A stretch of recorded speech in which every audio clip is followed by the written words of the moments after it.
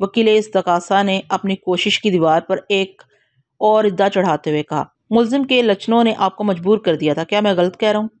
वाकई मैं सईद की तरफ से हासी तशवीश में मुब्तला थी। फिर यह सिलसिला फरीदा तक कान पहुंचा। वकील इस्तगासा ने अय्यारी से कहा, लेकिन अब मुल्जिम भी खासा मोहतात हो चुका था। वो नहीं चाहता था कि आप इस मुलाजमा को भी चलता कर दें, लिहाजा इसने अपने मजमूम अज़ाइम की तकमील के लिए एक अनोखी राह निकाली। मगर अफसोस के फरीदा ने इसकी ख्वाहिश के आगे भरपूर मज़ाहमत की, जिसके नतीजे में इसकी इज्जत तो महफूज रही मगर वह ज़िंदगी की बाजी हार गई। नीलम कमज़ोर सी आवाज़ में मिनमिनाई, मैंने जो चीज़ अपनी आंखों से नहीं देखी इसके बारे में मैं क्या कह सकती हूँ। मैं नहीं समझती कि सईद ने ऐसा जुर्म किया होगा। ये चीज़ आपने अपनी आंखों से इसलिए नहीं देखी कि इस मर्तबा मुल्जिम कोई चांस लेने को तैयार नहीं था। आप पहले ही कई मरतबा इसके मंसूबे के रास्ते में रोड़े अटका चुकी थीं। वकील इस्तगासा ने समझाने वाले अंदाज में कहा, चनाचा अब की बार उसने मजबूत प्लानिंग की। कहीं बाहर से तुम्हें फ़ोन करवाया कि वो अचानक बीमार हो गया है। उसे यकीन था कि तुम ये इतला मिलते ही फ़ौरन घर से निकल पड़ोगी। उसका ये यकीन बेजाबी नहीं था। तुमने वैसा ही रद्दमल दिया जो वो चाहता था। वो एक लम्हे को सांस हमवार करने की गरज से रुका, फिर सिलसिला कलाम को आगे बढ़ाते हुए कहने लगा, मुल्जिम ने अपनी तबीयत की खराबी से मुतल्लिक फ़ोन कहीं नज़दीक ही से किया था। आप लगभग 12:15 बजे घर से निकली और चंद मिनट बाद मुल्जिम घर में दाखिल हो गया। इसके बाद जो कुछ हुआ इसकी तफसीली कहानी सुनाने के लिए फरीदा की लाश ही काफ़ी है। पोस्टमार्टम की रिपोर्ट भी यही बताती है कि फरीदा की मौत दोपहर 12 और 1 बजे के दरमियान वाक़ हुई थी। जब आप मेडिकल स्टोर से खज्जल खुआर होकर वापस घर आई तो दोपहर का 1 बज रहा था। तुम्हारी नज़र में खुद को सच्चा साबित करने के लिए मुल्जिम ने एक अनोखी कहानी घड़ रखी थी। उसने तुम्हारी तबीयत की नसाजी के हवाले से फरीदा के फ़ोन का जिक्र किया, हालांकि आप जानती हैं फरीदा ने घर से मेडिकल स्टोर पर कोई फ़ोन नहीं किया था। वो अगर इस किस्म की कोई हरकत करती तो आपकी निगाह से पोशीदा नहीं रह सकती थी। मुल्जिम ने ऐसी अय्यारी दिखाई कि इसकी बात की तस्दीक के लिए कुछ नहीं कहा जा सकता था। एक फरीदा ही ऐसी थी जो तस्दीक या तरदीद कर सकती थी, लेकिन मुल्जिम ने उसे तो मौत के मुंह में धकेल दिया था। लंबी चौड़ी तकरीर के बाद वकील इस्तगासा उम्मीद भरी नज़र से मुल्जिम की बीवी और इस्तगासा की गवाह नीलम को देखने लगा। उसे यकीन था कि उसके तौलानी लेक्चर से ज़रूर मुतासर हुई होगी, लेकिन चंद लम्हे मुतज़्ज़ब रहने के बाद नीलम ने भराई हुई आवाज़ में कहा, पता नहीं आप किस किस्म की कहानियाँ सुना रहे हैं, मैं अपने शोहर को ऐसा नहीं समझती। वकील इस्तगासा ने कहा, यह आपकी सादगी, शराफत और शोहर परस्ती है जिसका फ़ायदा मुल्जिम ने उठाया, वरना आपकी जगह अगर कोई चंट और तरार बीवी होती तो मुल्जिम को दांतों पसीना आ जाता। वो यहाँ तो ऐसी छिछोरी हरकतों से तौबा कर लेता या फिर आप उसे जूते मारकर घर से निकाल देती। कम से कम इतना तो ज़रूर करती कि आप ऐसे बेवफा हरजाई और आवारा शोहर से अलहदगी इख्तियार कर लेती। वकील इस्तगासा ने अपनी दानिश में मुल्जिम को लटकवाने का कामल बंदोबस्त कर दिया था। नीलम परेशानी की हालत में खड़ी कभी जज को और कभी अपने शोहर को देखती रही। चंद लम्हात के बाद वकील इस्तगासा ने एक और जुमला कहा, नीलम साहबा, उसने गवाह को मुखातिब करते हुए कहा, आप इस बात से इनकार नहीं करेंगी कि आप मियाँ बीवी के दरमियान अक्सर झगड़ा होता रहता था। नीलम ने बरहमी से वकील इस्तगासा को देखा और जवाब दिया, ये कोई काबिल जिक्र बात नहीं। दुनिया में ऐसे मियाँ बीवी कोई नहीं होंगे जिनकी आपस में तू तकार ना होती हो। एक जगह रहें तो बर्तन आपस में टकराते ही रहते हैं। वकील इस्तगासा की डिटाई धिदनी थी। उसने कहा, वकुआ के रोज भी तुम दोनों में हासी बहस व तकरार हुई थी? हाँ हुई थी। आपका कहना था फरीदा ने मेडिकल स्टोर पर फ़ोन नहीं किया था, जबकि वो भी इस बात पर अड़ा हुआ था कि मेडिकल स्टोर से किसी ने आपको बुलाया नहीं था। क्या मैं गलत कह रहा हूँ? नीलम ने कहा, आप गलत नहीं कह रहे, हम दोनों ही अपने मौक़िफ़ पर डटे हुए थे। मज़ीद 2-4 ज़मनी सवालात के बाद वकील इस्तगासा ने जिरा ख़त्म कर दी। मैं अपनी बारी पर गवाहों वाले कठेरे के पास आया और इस्तगासा की गवाह नीलम से सवाल किया, आपका शोहर अमूमन कितने बजे ड्यूटी पर जाता था? ठीक 11 बजे, उसने जवाब दिया। मेडिकल स्टोर आम दिनों की बनिस्बत देर से खुलते हैं। उसकी छुट्टी कितने बजे होती थी? रात 9 बजे। काफ़ी लंबी ड्यूटी है। मजबूरी में सब कुछ करना पड़ता है वकील साहब। मैं दानिस्ता हल्के फुल्के सवालात कर रहा था ताकि वो घबराहट के आलम से निकल आए और इसका एतमाद बहाल हो जाए, वरना इन आम से सवालात की कोई अहमियत नहीं थी। ये एक नफ्सियाती हरबा था। मैंने पूछा, आपकी मुलाजमा मकतूला फरीदा कितने बजे काम करने आती थी? 10 बजे सुबह, उसने बताया। इसका मतलब है कि जब वो आती थी तो मुल्जिम घर पर मौजूद होता था? जी हाँ, यही हकीकत है। और मकतूला अपना काम कब तक ख़त्म कर लेती थी? लगभग 2 बजे दोपहर तक। उसके बाद वो क्या करती थी? मैंने पूछा। वापस चली जाती थी, उसने बताया। क्या मकतूला की रहाइश कहीं आस पास ही थी? नीलम ने जवाब दिया, वो आज़म बस्ती में रहती थी। मुझे पता चला है कि इसका दुनिया में कोई करीबी रिश्तेदार नहीं था। आपकी मालूमात दुरुस्त हैं, उसने जवाब दिया। वो इस दुनिया में तनहा थी और आज़म बस्ती में किसी शनासा फैमिली के साथ रहती थी। इस फैमिली की बेशतर औरतें कभी दीगर घरों में इसी नवैयत के काम करती हैं। इस फैमिली की बेशतर औरतें भी दीगर घरों में इसी नवैयत के काम करती हैं। नीलम के कशीदा एसाब नॉर्मल होने लगे। मैंने महसूस किया इसके लहजे में तवानाई लौट रही थी। मैंने जीरा के सिलसिले को आगे बढ़ाते हुए सवाल किया, क्या वकुआ के रोज भी आपका शोहर अपने मुकर्रर वक्त पर ही घर से निकला था? उसने इस बात में गर्दन हिलाई। और मकतूला फरीदा भी 10 बजे सुबह ही काम पर आई थी? जी हाँ। वाकयात और शवाहद के मुताबिक वकुआ के रोज ठीक 12:15 बजे मेडिकल स्टोर से आपको फोन मौसूल हुआ कि मुलजिम की तबीयत अचानक खराब हो गई है, लिहाजा आप वहां पहुंचने की कोशिश करें। मैंने ठहरे हुए लहजे में कहा। आप वहां पर पहुंची तो मालूम हुआ मुलजिम 12 बजे दोपहर वहां से निकल चुका था, और मेडिकल स्टोर वालों ने इस बात की तस्दीक भी की कि उन्होंने आपको किसी किस्म का फोन नहीं किया था, लेकिन इस बात की तस्दीक ना हो सकी कि आया फरीदा ने 12 बजे मुलजिम को बुलाने के लिए फोन किया था या मुलजिम दरोगोई से काम ले रहा था। इस फोन की तस्दीक या तरदीद फरीदा ही कर सकती थी, जो आप बाकी नहीं रही थी। आपका अपना क्या ख्याल है? मुझे यकीन है फरीदा ने इस किस्म का कोई फोन नहीं किया था। मैंने सवाल किया। जरा सोचकर बताएं, वकुआ के रोज मकतूल 11:30 बजे से 12:30 बजे तक के दरमियान में थोड़ी देर के लिए घर से बाहर तो नहीं गई थी? मैं आपके सवाल का जाविया समझ रही हूँ, वो मानी खेज अंदाज में गर्दन हिलाते हुए बोली। शायद आप ये समझ रहे हैं कि फरीदा ने कई बार से सईद को फोन कर दिया होगा, लेकिन ऐसा हरगिज नहीं हुआ था। वो बात खत्म करके सवालिया नजर से मुझे देखने लगी। शायद ये जानना चाहती थी कि इसका अंदाज दुरुस्त है या गलत। मैंने पूछा, ज़हन पर जोर दें और जरा सोच कर बताएं, वकुआ के रोज मकतूला 10 बजे से 12:15 बजे तक क्या काम करती रही थी? मैंने 12:15 का वक्त इसलिए दिया कि इसके बाद की बात आपको मालूम नहीं होगी, क्योंकि इस वक्त मेडिकल स्टोर से फोन आ गया था और आप फिलफौर घर से रवाना हो गई थी। वो चंद लम्हे सोचने के बाद बोली, मकतूला ने हस्बे मामूल बर्तनों की धुलाई सफाई से काम का आगाज किया था। इसके बाद झाड़ू पोंछा किया गया। डस्टिंग के बाद इसने कपड़े धोना शुरू किए थे। मुझे अच्छी तरह याद है, जब सईद घर से निकल रहा था, फरीदा मैले कपड़ों को बाथरूम में जमा कर रही थी, और जब आप मेडिकल स्टोर वाली इस इतला पर घर से रवाना हुई तो मकतूला क्या काम कर रही थी? वो इस वक्त तक बाथरूम में मसरूफ थी। आपने घर से निकलते वक्त इससे क्या कहा था? मैंने पूछा। वो बोली, मैंने उसे फोन के बारे में बताया और कहा कि जब तक मैं वापस ना आ जाऊं वो छुट्टी ना करे, चाहे 2 से ज्यादा वक्त हो जाए। लेकिन जब आप वापस आई तो फरीदा मौत से हमकनार हो चुकी थी। उसने इस बात में सर हिलाया। मैंने पूछा, आप लगभग 1:30 बजे दोपहर वापस आई थी और इस वक्त आपका शोहर घर के अंदर मौजूद था, सख्त परेशानी की हालत में। क्या मैं गलत कह रहा हूँ? आप बिल्कुल दुरुस्त कह रहे हैं, उसने तायदी अंदाज में कहा। सईद इस बेड के करीब खड़ा था जिस पर फरीदा की लाश पड़ी थी। मेरे इस्तफसार पर उसने जो कुछ बताया वो अदालत के रिकॉर्ड पर आ चुका है। लिहाजा मैं दोहराऊंगी नहीं। इसके बाद हमारे दरमियान टेलीफोन के मामलात पर बहस होने लगी और ये झगड़ा इतना बड़ा कि आसपास के लोग भी मुतवज्जा हो गए। फिर किसी ने पुलिस को फोन कर दिया। इसके बाद जो कुछ हुआ सबके सामने है। मैंने कहा, अब जरा अच्छी तरह सोचकर बताएं, जब आप मेडिकल स्टोर से वापस आई तो मुलजिम के अलावा और कोई शख्स भी घर में मौजूद था? कतन नहीं, वो पूरे वसूख से बोली। नीलम साहबा, मैंने कदरे तेज लेजे में दरियाफ्त किया, जब आप घर में दाखिल हुई तो तमाम खिड़कियां दरवाजे बंद थे? नहीं, वो कतईयत से बोली, सिर्फ दाखिली दरवाजा भिड़ा हुआ था, बाकी तमाम खिड़कियां और दरवाजे खुले थे, जैसा कि मैंने छोड़कर गई थी। जबकि पुलिस आपके बाद यानी मेडिकल स्टोर से लौटने के बाद वहां पहुंची थी और इंक्वायरी ऑफिसर ने दावा किया है कि इस वक्त घर की खिड़कियां दरवाजे बंद थे। मैंने तंजिया नजर से वकील इस्तगासा और आईओ की जानब देखा। इस बयान की क्या हकीकत है, ये तो आप तफ्तीशी ऑफिसर से ही पूछें। वो नागवारी से इसकी तरफ देखते हुए बोली, किसी के बयान पर मैं क्या तबसरा कर सकती हूँ? मैंने जिरा के सिलसिले को थोड़ा सा आगे बढ़ाया और इस्तगासा की गवाह से पूछा। आपने वकील इस्तगासा के मुख्तलिफ सवालात के जवाब में मुलाजमात बदलने की खासी तवील कहानी सुनाई। इसका सबब मुलजिम को बयान किया है। इसके साथ ही आपने ये भी फरमाया है कि तमाम मर्द खसूसन शोहर इस किस्म का हरजाईपन करते रहते हैं। कि आपका शोहर कभी किसी संगीन मामले में मुलव्वस रहा है? हरगिज नहीं, वो ठोस लहजे में बोली। क्या इसकी वजह यह है कि आपने इसे खासा टाइट रखा हुआ है? मैंने इसकी आंखों में देखते हुए कहा, या फिर उसे किसी संगीन मामले का मौका ही नहीं मिला? मेरा ख्याल है ये मामला टाइट या लूज रखने पर मुनसर नहीं होते। वो संजीदगी से बोली, बाज मर्द सिर्फ दिलबशोरी करने के लिए इस किस्म की हरकतें करते हैं। इनमें इतनी हिम्मत नहीं होती कि वो हदूद को फलांग सकें, और जो हिम्मत वाले होते हैं यानी सिक्का बंद, बदकिरदार और बेवफा, वो किसी रोक टोक या समझाने बुझाने से बाज नहीं आते। इन्हें अपनी और दूसरों की इज्जत का ख्याल नहीं होता।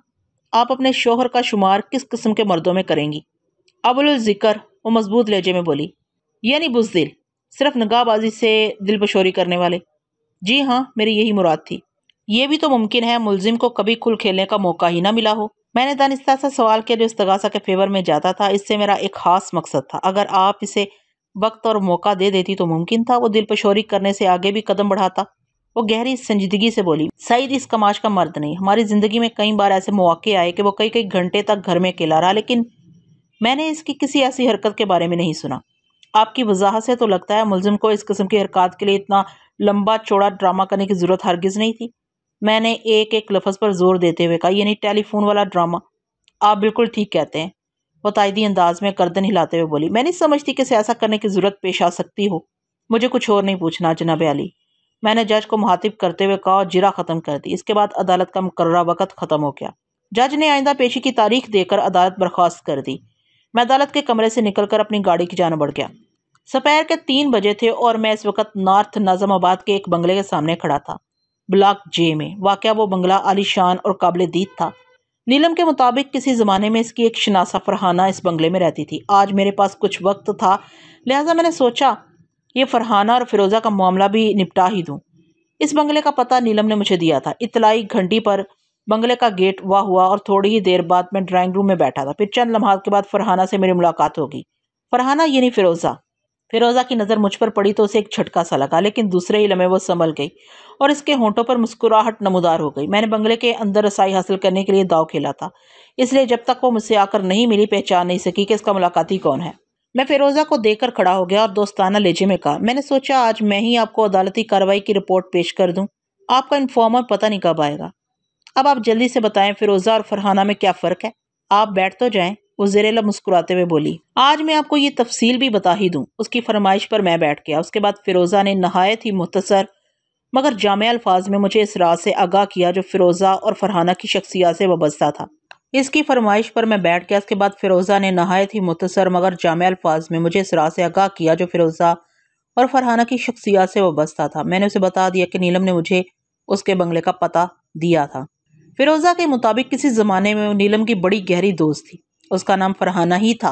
फिरोज़ा और सोसाइटी ऑफिस वाले बंगले का ड्रामा इसने मुझे बेखबर रखने के लिए रचाया था और इसमें इसकी बदनीयती को दखल नहीं था। उसने मुझे बताया कि वो बाद में मुझे सब कुछ सच सच बता देती। वो चूंकि नीलम और सईद के इल्म में लाए बगैर इनकी मदद करना चाहती थी, इसलिए भी मुझे बेखबर रखा गया। बहरहाल इसे कोई फ़र्क नहीं पड़ता था। फरहाना ने बताया कि किसी ज़माने में वो और सईद एक दूसरे को बड़ी शिद्दत से पसंद करते थे और अनकरीब उनकी शादी होने वाली थी। लेकिन फिर फरहाना के तवस्सुत से सईद की मुलाकात नीलम से हो गई। इसके कुछ ही अरसे के बाद फरहाना को एहसास हुआ कि खेल बिगड़ गया था। सईद इसकी तरफ से गाफिल होने के साथ साथ नीलम की जानब माइल होने लगा। उसने दोनों को समझाने की हतिल मकदूर कोशिश की, लेकिन उसे इस वक्त सख्त मायूसी हुई जब सईद ने नीलम से शादी करने का ऐलान कर दिया। फरहाना का दिल इस बुरी तरह टूटा कि इसने इन दोनों से कता तल्लक कर लिया। इनसे खुद भी मिलने की कोशिश की और ना इनके मिलने की कोई राह खुली छोड़ी। फरहाना को दोनों पर सख्त गुस्सा था। खास तौर पर वह नीलम से नफरत करने लगी थी। उसका ख्याल था कि इस खेल को बिगाड़ने में नीलम का सबसे ज्यादा हाथ था। इस वाक्य को काफी अरसा गुजर गया और फिर अचानक फरहाना को मालूम हुआ कि सईद का कारोबार बुरी तरह तबाह हो गया था। उसे सईद की बर्बादी का दुख तो हुआ, लेकिन उसने कभी इससे मिलने या इजहार हमदर्दी करने की कोशिश नहीं की। वो सईद की माली मदद करना चाहती थी, लेकिन नीलम का तस्वर उसके इरादे को पामाल कर देता। इसी दौरान में फरीदा के कत्ल और सईद की गिरफ्तारी वाला वाक़या पेश आ गया, तो फरहाना को खुद पर इख्तियार ना रहा। वो किसी भी कीमत पर सईद को फांसी के फंदे तक जाते हुए नहीं देख सकती थी। वह जैसा भी था इसका महबूब था। सईद को बचाने के लिए उसके जहन में एक मंसूबा आया और उसने फिरोज़ा बनकर मुझसे मुलाकात की और अपने मकसद में गालिब हद तक कामयाब भी रही थी। मैं केस को अपनी जानब मोड़ने में कामयाब हो गया था। वो मेरी कारकर्दगी से मुतमईन थी। आपने मेरी कहानी तो सुन ली बेग साहब, फरहाना ने संजीदगी से कहा। अब ये भी बता दें कि आज अदालत में क्या कार्रवाई हुई है। मेरी इत्तला के मुताबिक आज सईद की बीवी नीलम की गवाही थी। आपको मिलने वाली इत्तला बिल्कुल दुरुस्त है, मैंने ठहरे हुए लहजे में कहा। मैंने और वकील इस्तगासा ने नीलम पर खासी तवील जिरा की है। इससे क्या नतीजा अखज़ हुआ, उसने पूछा। उसके सवाल के जवाब में मैंने उसे आज की अदालती कार्रवाई से आगाह कर दिया। वो पूरी तवज्जो से मेरी बात सुनती रही, फिर एक झटके से उठकर खड़ी हो गई। क्या हुआ, मैंने हैरत भरे लहजे में इस्तफसार किया।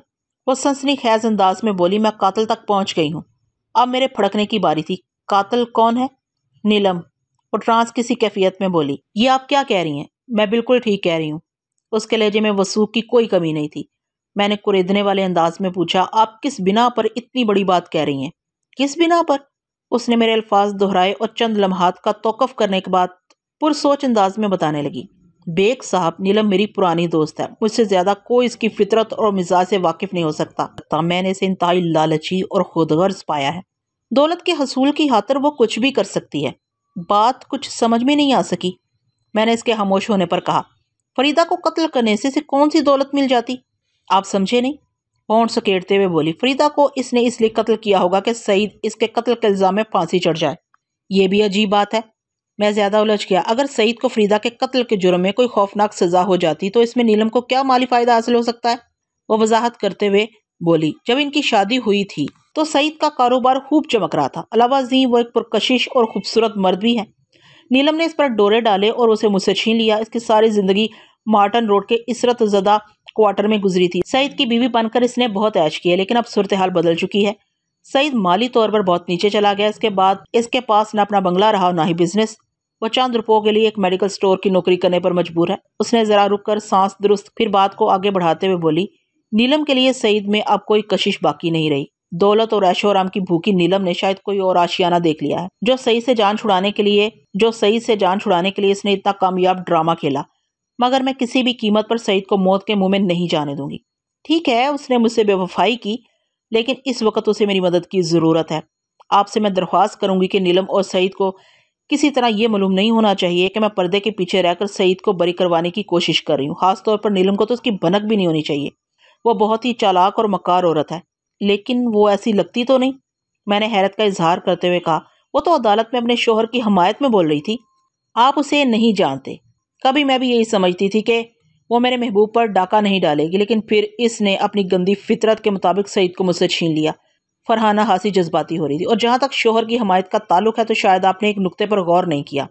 उसने आपकी जरा के जवाब में तो शोहर परस्ती दिखाई, लेकिन इससे पहले वकील इस्तगासा के सवालात के जवाब में वो भरी अदालत को ये बावर करा चुकी थी कि सईद घरेलू मुलाजमत के साथ मुलव्वस सईद घरेलू मुलाजमाओं के साथ मुलव्वस हो जाया करता था। चुनाचा से जल्दी जल्दी मुलाजमाएं बदलना पड़ती थीं।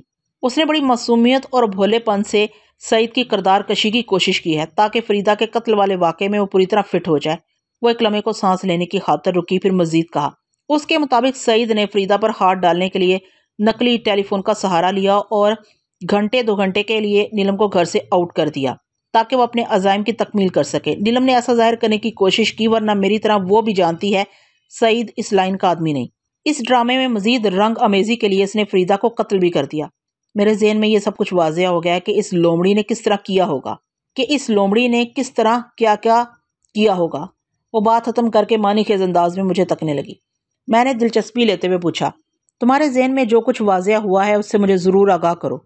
ज़रूर करूँगी, वो एक तवील सांस लेते हुए बोली। नीलम ने यकीनन कोई दूसरी स्ट्रॉन्ग पार्टी देख ली है। उसके पास हुस्न और खूबसूरती की दौलत है। सईद से निजात हासिल किए बगैर वो दूसरी पार्टी से ज्वाइन नहीं कर सकती। लिहाजा इसने सईद को राह से हटाने के लिए फरीदा के कत्ल का मज़मूम मंसूबा बनाया।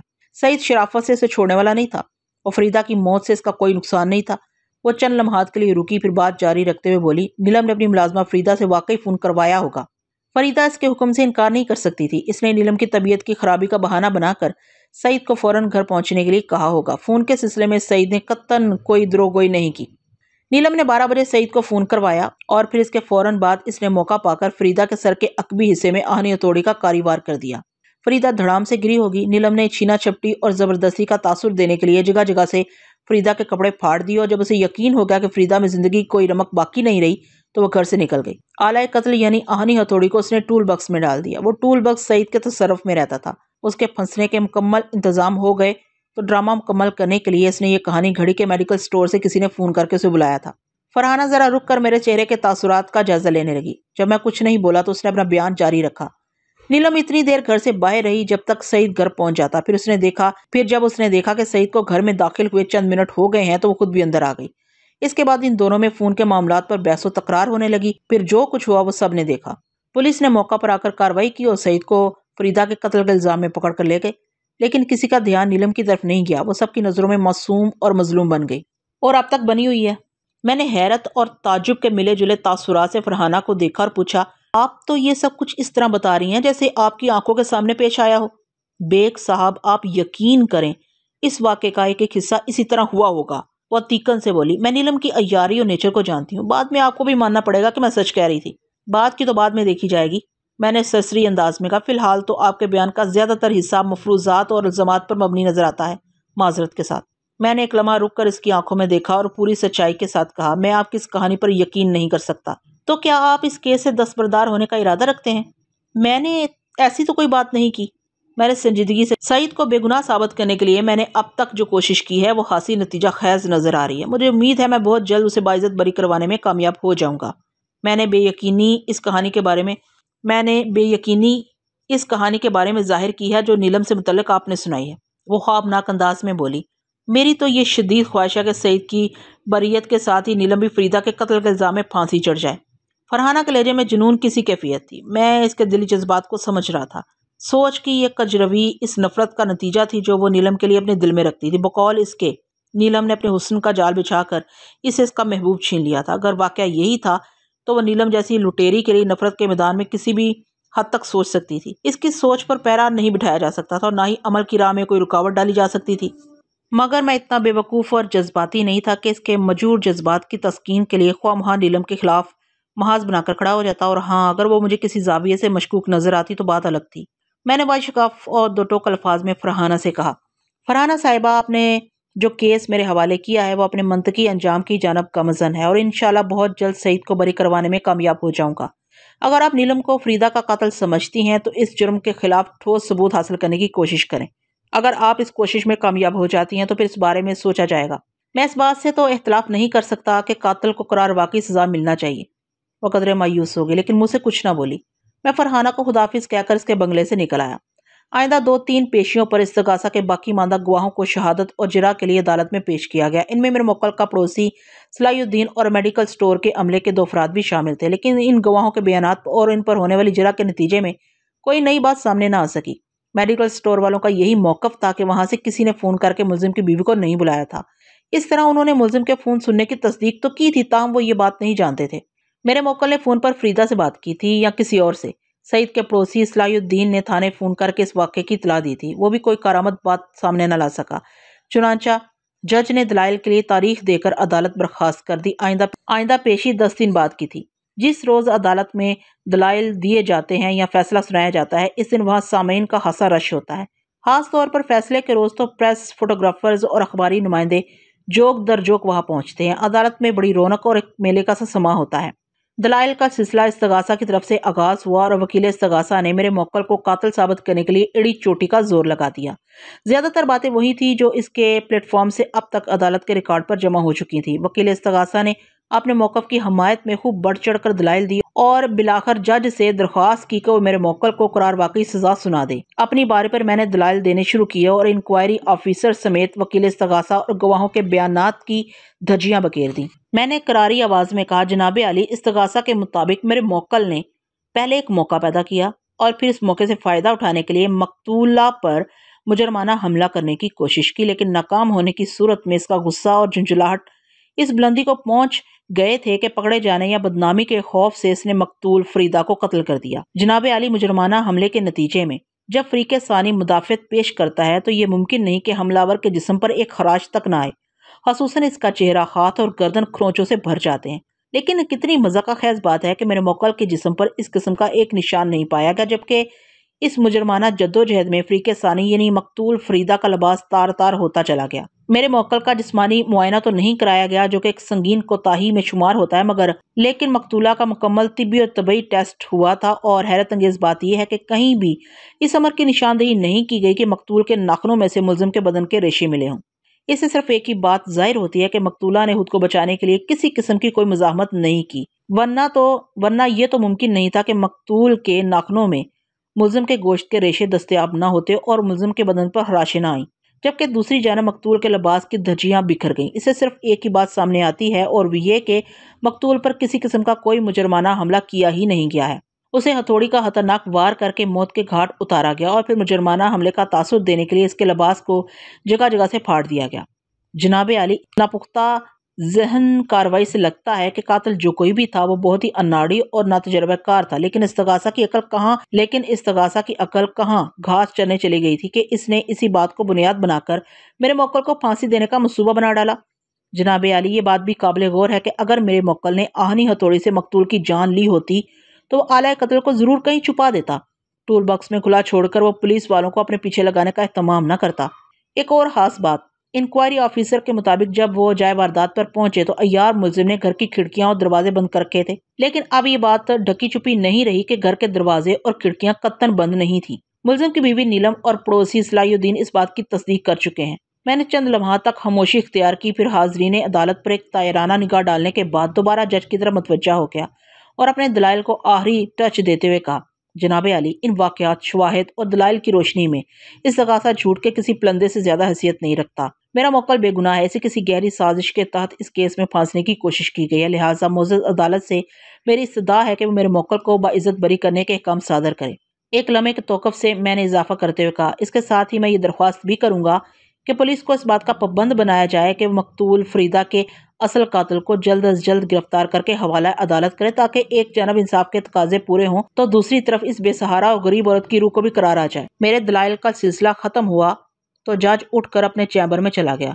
लगभग 15 मिनट के बाद वो दोबारा नमूदार हुआ और फैसले के लिए तारीख देकर इसने अदालत बर्खास्त कर दी। अगली पेशी पर अदालत ने मेरे मौक्कल सईद को बाइज्जत बरी कर दिया। इसके साथ ही जज ने इंक्वायरी ऑफिसर को ताकीद की कि वो इस केस को दोबारा स्टडी करे और मकतूल फरीदा के कातिल को गिरफ्तार करके अदालत में पेश करे, ताकि इस केस का दूसरा रुख भी तकमील से हमकनार हो सके। मैं इस केस की कामयाबी पर खुश था। ज़ाहिर है ये खुश होने की बात थी। इसी रात फरहाना का फ़ोन आ गया। बेग साहब, मैं आपको मुबारकबाद पेश करती हूँ। आपने सईद को रहाई दिलाकर मुझ पर जो एहसान किया है वो मैं सारी ज़िंदगी याद रखूँगी। मैंने अपना फ़र्ज़ अदा करने की कोशिश की थी। मैंने कहा, मेरी खुशकिस्मती और कुदरत का एहसान कि मैं इस कोशिश में कामयाब हो गया। वैसे एक बात है, मैंने ज़रा रुक कर कहा, अगर मैं ये केस हार जाता तो भी आप इसी तरह मुझे ट्रीट करती, यानी खुशी और शादमानी के साथ? उसने एक कहका लगाया और पूरे एतमाद से बोली, मैं आपकी नाकामी के बारे में सोच भी नहीं सकती थी। मुझे सईद की बेगुनाही का पूरा यकीन था और आप तो जानते हैं यकीन बहुत ताकतवर जज्बा होता है।